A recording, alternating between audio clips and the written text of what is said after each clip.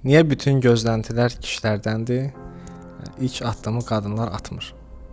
İlk qadın zaten başladandı münasibəti, seçən də qadındır. Bir qadın kişini olduğu kimi sevib seçirsə, gələcəkdə də onun maddi statusundan asılı olmayaraq seçdiyi, verdiyi qərarlara hörmətlə yanaşacaq. Belə bir münasibət varmı? Ola bilərmi? Ola bilərsə də hansı şərtlər altında olmalıdır ki, hər iki tərəf münasibətdən xoşbəxt olsun? Dildə deyilir də mən səninlə hər gündə, hər hansı vəziyyətdə səninlə bir yerdə olmaq istəyirəm. Səmimiyyət. Münasibətlərdə səmimiyyətdən çox şey asılıdır. Uzun müddətli, davamlı münasibət üçün 3 ən kritik nüans. İnsanoğlunun zaten 3 təməli budur.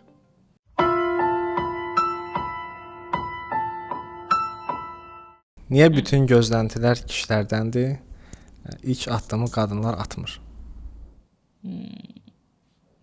Qəşəng sual. Məncə atmalıdır. Zaten qadının əgər güclüsə atacaqdı. Yəni əslində bəli, hər zaman belə olub ki, münasibəti başladan əslində qadındır. Yəni əgər qadın güclüdürsə və özünə güvənirsə, ilk addımı o atacaq. Amma sonra gözləyəcək. Daha sonra kişi ona yaxınlaşacaq. Burada da gözə alacaqsan. Ya batacaqsan, ya üzməyə davam edəcəksən. Bəs bunun özü taktika deyilmi? Yəni harda qaldı bəs onunla səmimiyyət? Bu biraz Zaten taktik səmimiyyət olmalı. budur. Sən əgər istəyirsənsə münasibət qurmaq, bəli, qadın da ata bilər addımını. Əslində qadın kişi fərqi yoxdur. Öz dəyərini, öz güvənini və özünü həqiqətən də əmindirsə, addım atacaqdır. Niyə də zamanını boş-boşuna xərcləsin də, yəni adam platonik olaraq neçə illi sevir bir oğlanı, addım atmır ki, yox o addım atsın. Niyə?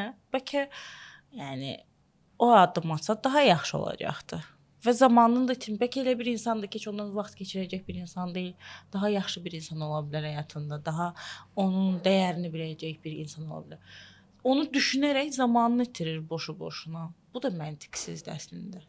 Yəni onsuz da əgər bir qadın özünü yetişdiribsə, yüksək dəyərlərə malikdirsə, ilk addımı onun atmağı bu normal olaraq onu qəbul edəcək. Sadəcə bizim mentalitetdə bunu biraz ayıb, səhvdir, yəni bir şey kimi qiymətləndirdikləri üçün də tam olaraq o özünün o gücünə tam olaraq çatmamış qadınlar bu bilinçdə qalacaqlar. Amma təbii ki, ilk qadın zaten başladandı münasibəti, seçən də qadındır. Bəs sən səmimi etiraflar rubrikasıdır. Sən heç addım atmısanmı ilk? Bu çox şəxsiyə girir, ona görə bunu məncə bir şey etməyək. Tamam, etiraf etmək istəsən. Bir gün. İnşallah. Növbəti sualımız varmı?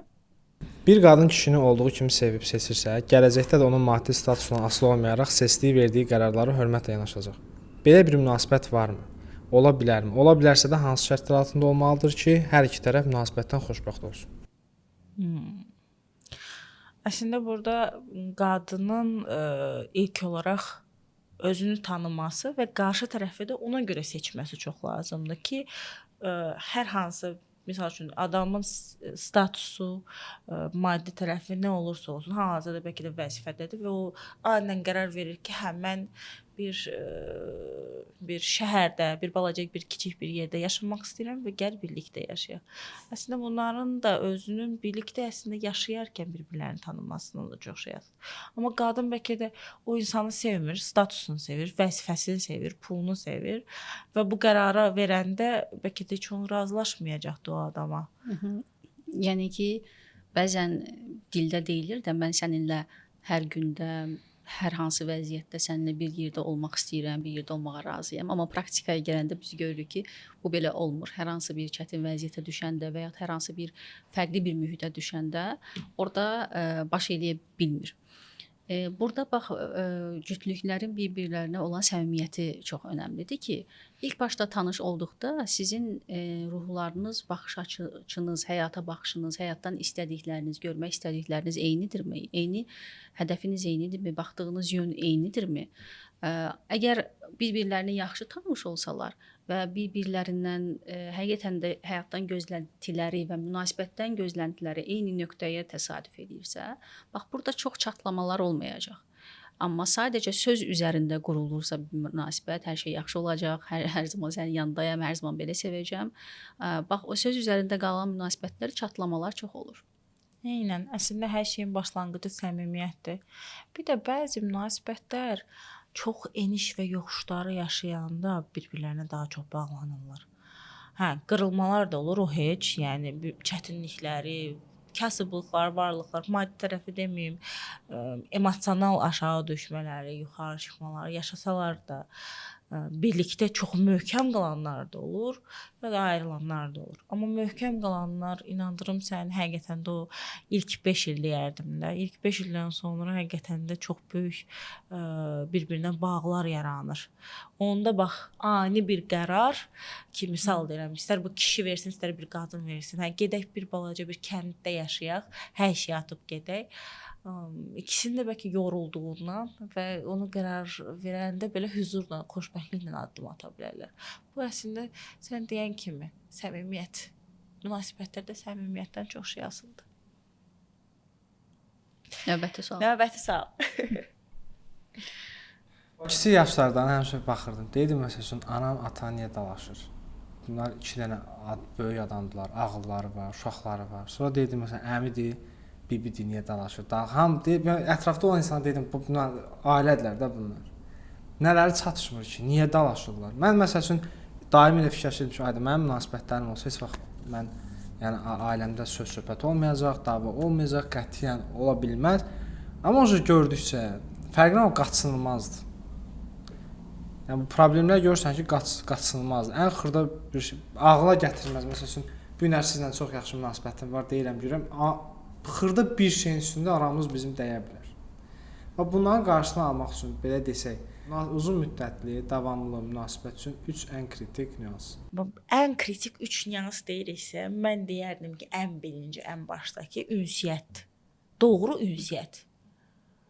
Hər insan Azərbaycan dilində, biz indi Azərbaycan dilində danışırıq, amma biz bir-birimizlə Azərbaycan dilində danışmırıq. Bizim ünsiyyət formamız da fərqlidir. Misal çəkək. Biz Röyələ xanımla, Röyələ ilə deyəcəm, səmimidir. Biz neçə ildir tanışıq. Bir o qədər də dostluqlar qədər deməsəm də, artıq 10 ilə gəlirik də yavaş-yavaş.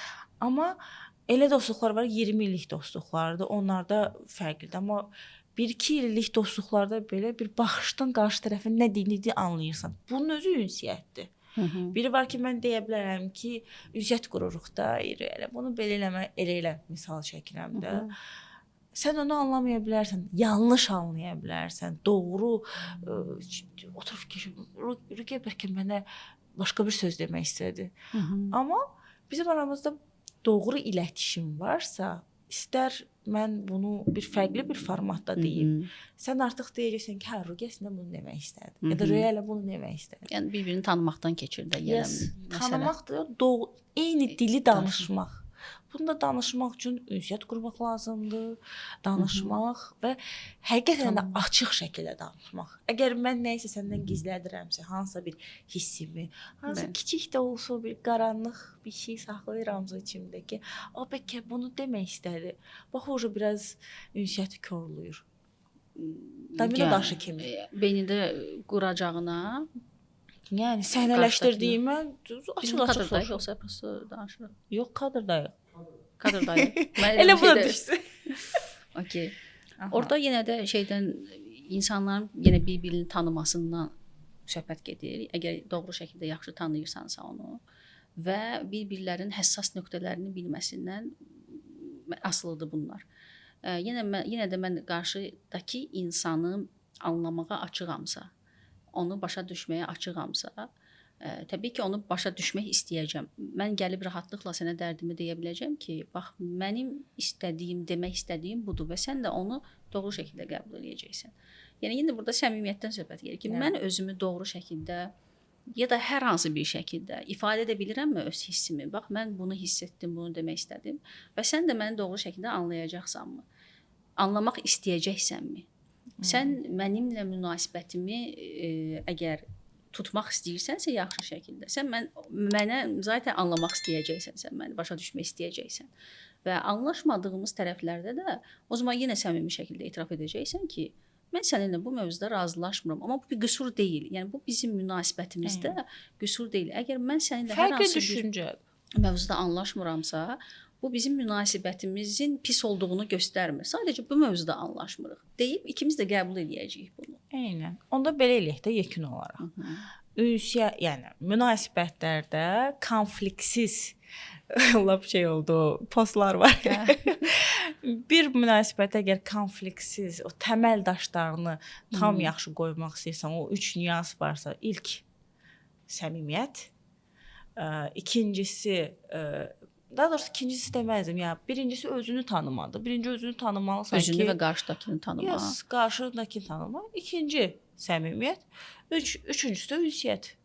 Hər şey hər şey ünsiyyətdən başlayır ki, yəni ünsiyyətin varsa, söhbət edə bilirsənsə birindən, həmən reaksiya göstərmirsənsə, sən məni anlamırsan və ya həmən də o səni günahlandırmırsa, normal şəkildə oturub söhbət edə biləcəksinizsə, yəni həll olunmayan heç bir məsələ qalmayacaq. İstər qadın kişi münasibətində, istər rəfiqə, istər dost, istər qohum, dünyanın o bir başında da olsan, yəni bir insandan sadəcə olaraq birinci özünü tanımalısan və qarşı tərəfi tanımalı. Səmimiyyət, ünsiyyət. İnsanoğlunun zaten 3 təməli budur. Bəsdir. Artıq sual yoxdursa, bizim aramızda da məncə sual yoxdur. Var mı? Yox, məncə səmimi etiraflarda, səmimi şəkildə danışdıq, söhbət etdik. Bəli. İnşallah bəyənərsiniz. Davam olacaq da onsuz da bu rubrikanın, orada yenə danışarıq.